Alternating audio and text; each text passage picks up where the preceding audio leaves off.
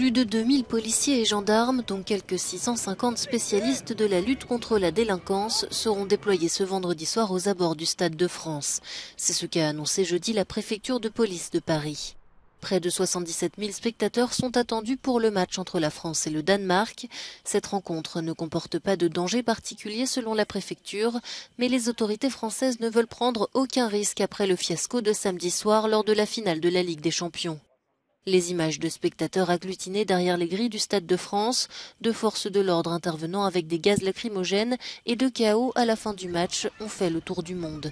De nombreux pays s'interrogent sur la capacité de la France à accueillir de nouvelles compétitions sportives internationales, mais le président français a tenu à les rassurer. La France a toujours montré qu'elle savait attirer des grandes compétitions, on l'a montré encore avec l'Euro. On tirera toutes les conséquences de ce match, mais dois-je rappeler que beaucoup de ces finales, malheureusement, ont parfois eu des événements bien plus dramatiques.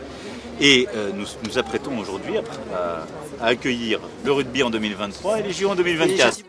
Le président français a également réitéré toute sa confiance en son ministre de l'Intérieur, Gérald Darmanin. Celui-ci est pourtant dans la tourmente alors que de nombreuses voix l'accusent de mensonges, notamment outre-Manche. Le ministre de l'Intérieur affirme que 30 à 40 000 personnes sans billets ou munies de faux billets étaient présentes samedi soir au Stade de France, principalement des supporters anglais. La FFF et l'UEFA ont confirmé la présence de 2800 faux billets.